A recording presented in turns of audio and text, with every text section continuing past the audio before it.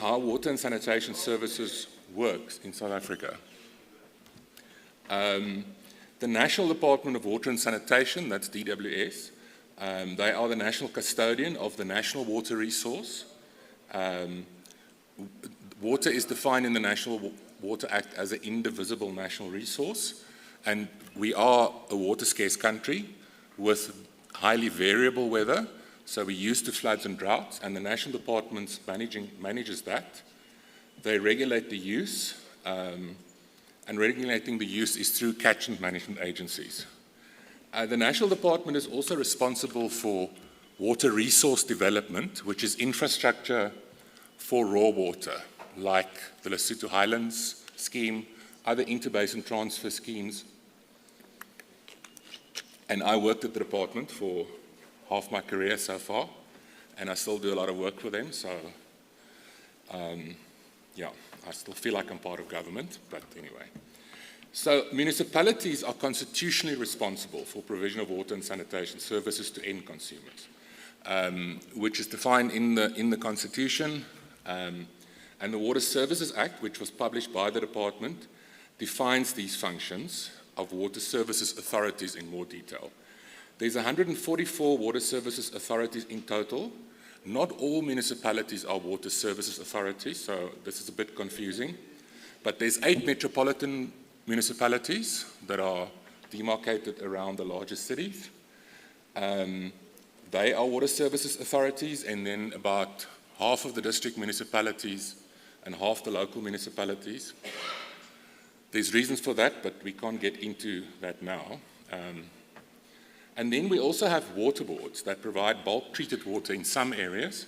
There's currently 8. They are being rationalized in this area, Gauteng and surrounds. It's Rand Water, which I'm sure you're all familiar with. It is the largest water board in the country. So we look in the infrastructure report card, we look at water services authorities and water boards. Then what's also to be noted is that DWS, the National Department, is the regulator of water services authorities. And I'm still recovering from flu as well, so my mouth's a bit dry. The blue and the green drop assessments are currently the main regulatory tool. And we relied on those assessments very strongly for our infrastructure report card. So we didn't do the assessments ourselves, but we used a lot of information. I'll go through that a bit later.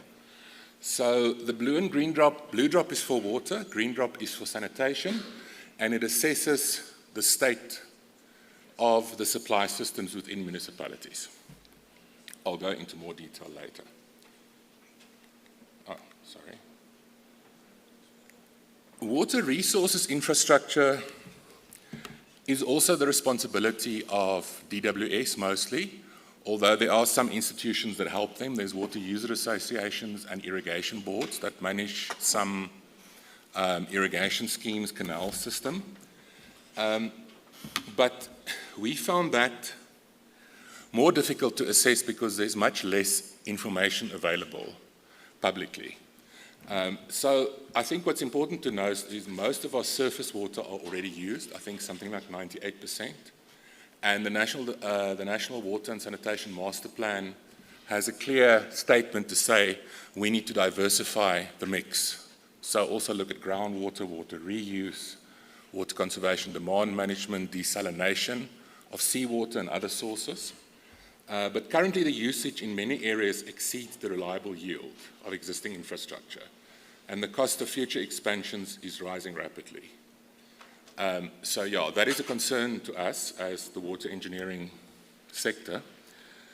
So as I said, DWS is responsible for that, and they are in the process of establishing a National Water Resources Infrastructure Agency, which essentially will merge the current branch within the department with TCTA.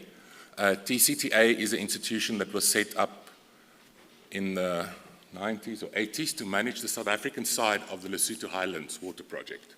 So we're going to have one agency responsible for water resource infrastructure, which as SAICI we support very strongly. What's also interesting to note is that Of the over 5,000 large dams in the country, so large dams are dams with a wall height of higher than 5 meters and a capacity of, I think it's 50,000 cubes. But out of those, 257 large dams, which are owned by the national departments, store 93% of the total volume of water stored. So what it means is that the department controls 93% of the stored water in those large dams, and the others are really smaller farm dams and localized dams. So our assessment is, despite having, there's only one slide on water resources. Despite having limited information available to us,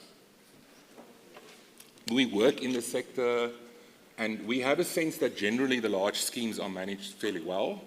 The irrigation schemes mostly also, although most, if not nearly all of them, are way past their useful life. Some of them are even up to 100 years old. So the concerns we had to raise with regard to water resource infrastructure is delays in reconciliation studies. So the reconciliation studies takes a catchment and it assesses how much water is available, how much is required for future, and what does that mean going forward. So there has been progress in that, but it has been delayed. There's also been delays in water resource infrastructure projects, particularly the Lesotho Highlands Phase 2, which should have been, I think it should have started providing water in 2026, but due to delayed decisions, Gauteng and the Rand water supply system could be at risk.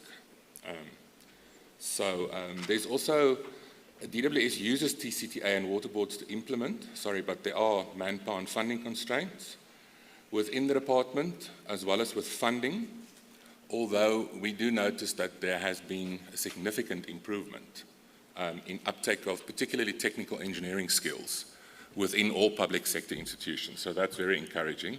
Once again, we don't have specific, this is basically the team's assessment without really having serious data to base it on.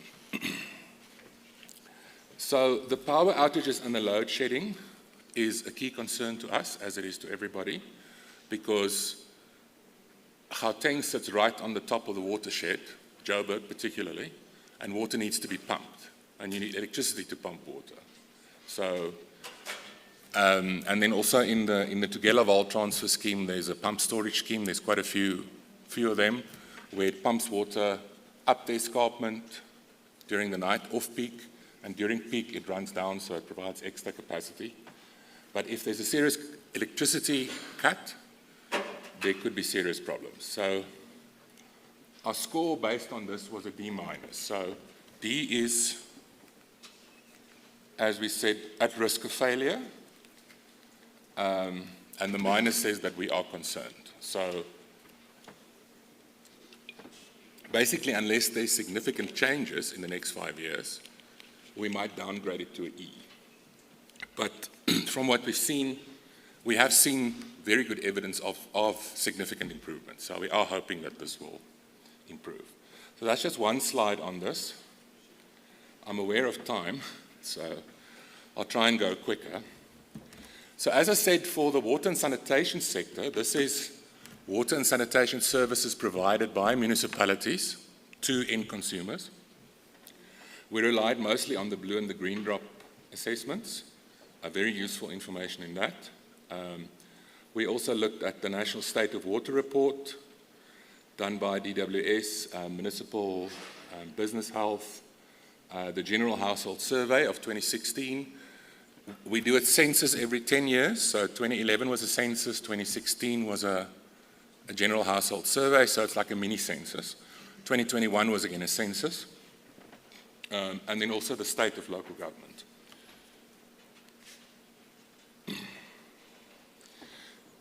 So I think what's important to understand, and people very often criticize local government, but if you look at the local governments in South Africa, you have some that are as good as the best in the world and receive international awards. And you have some that are as bad as the worst in the world. And you have everything in between. So it's very unfair to say they're like that, because you really have the full spectrum. I think despite that, the access to piped water or tap water within dwellings or on premises have increased significantly, particularly since 1994. And the other thing we also need to recognize that in 1994, at the start of democracy, the country's population was 36 million. It's currently over 60 million. So we have nearly doubled, yet we have managed to increase the access to drinking water quality substantially. So we are not fully there yet, but considering we have provided double the population that what we had 30 years ago. So you can see it there per province. I'll go into more details about that, well, here. So in the Western Cape and in Gauteng, we have very good access, and it's most limited in Limpopo and in Mpumalanga, which are rural provinces. The other thing we need to remember is the population difference. Gauteng has 16 million people, by far the most populous province in the country, where Limpopo and Mpumalanga are like 3-4 million each. So if you say 92% of 16 million in Gauteng compared to 54% in Limpopo, that's 1.5 million people. So we must always remember the percentage and the total numbers. So with the blue and green drop, how the department does it is a full assessment is done. So in 2021, a full green drop assessment was done. So that's for sanitation systems. And then they do a progress report for blue drop. So in 2022, they did a full assessment on blue drop, drinking water, and an update on green drop. That's not out yet. It's going to be published in the next month or so. So in terms of the blue drop progress report, I think what is concerning is that less than half of the systems, so they do it per system. So municipalities often have more than one system. They have more than one town. The towns don't all get water from the same system, so they define a system, and less than half of them are in the low risk category. So it means half the systems in the country are at risk. 18% medium risk, 11% high risk, 23% critical risk. And then the weighted score is around 50%. I think what is of concern is in the right-hand corner is that 40% of supply systems, only 40% achieve microbial water quality compliance. And only 23% achieve chemical water quality compliance. Now again, remember this is percentage of systems. Gauteng is supplied by Rand Water, which does very well. And we have 3 metros, which also perform well generally. So again,